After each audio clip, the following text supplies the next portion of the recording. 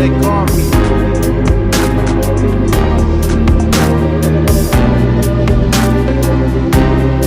नई दुल्हन ने मैके आते ही कहा कि वो किसी सूरत वापस ससुराल नहीं जाएगी। बाप ने झपटते ही गाल पर दफड़ जड़ दिया। बकवास करती हो, मेरी इज्जत का जनाजा निकलवाओगी? और दहाड़ के अपनी बीवी से मुखातिब हुआ, ये तरबियत की है इसकी, समझा लो इसको वरना तुम्हारी खैर नहीं। बाप गुस्से से कहता हुआ बाहर निकला तो अथरे बेटे भी उसकी ताईद में माँ और बहन को घूरते हुए बाहर निकल गए। बेबस माँ जो सहमी सी कोने में बैठी थी, पहले तो उठकर जोर जबरदस्ती से उसका फैसला बदलने की कोशिश की, आखिर दोनों हाथ जोड़े उसके कदमों में ढेर हो गई। खुदारा मान जाओ, अब वही तुम्हारा घर है, मरो या जियो वहां से तुम्हारा अब जनाजा उठे, वरना तुम्हारे अब्बू और भाई तुम समेत मेरी भी जान ले लेंगे। वो रोने लगी। मजबूर बेटी सर झुका के वापस ससुराल चली गई। कई दिन गुजरे, कोई राब्ता ना हुआ।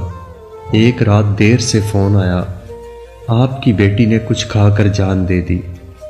माँ कलेजा पीट के रोई, हाय जालिमों ने मेरी फूल सी बच्ची को मार दिया। बाप और भाई गम और गुस्से से थर थर कांपने लगे और सब मिलकर लाश वसूल करने जा पहुंचे। ये कत्ल नहीं, खुदकुशी है। अगर मामला घर बरादरी से बाहर गया तो बदनामी लड़की की होगी, बात उसके किरदार पर आएगी और फिर आपकी तरबियत पे।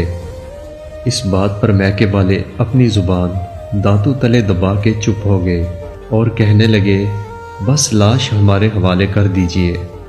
इतने में उसकी सास एक कागज़ का टुकड़ा उठा लाई जिसमें लिखा था, अगर मुमकिन हो तो मुझे इस घर के पीछे किसी गैर ज़रूरी जगह पर दफन कर देना, जहां सूरज की किरणें मुझ तक ना पहुंचे, जहां चांद की ठंडी रोशनी और तारों की अटकेलियां मुझे न दिखाई दें। जो भी करना मेरे वजूद को इस घर की दहलीज से बाहर मत जाने देना।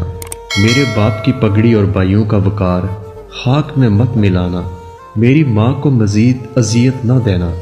फ़कत औरत, एक ही औरत थी जो दहाड़े मार मार के रोई, और वो थी माँ, क्योंकि लाश ही लाश का दुख समझती है।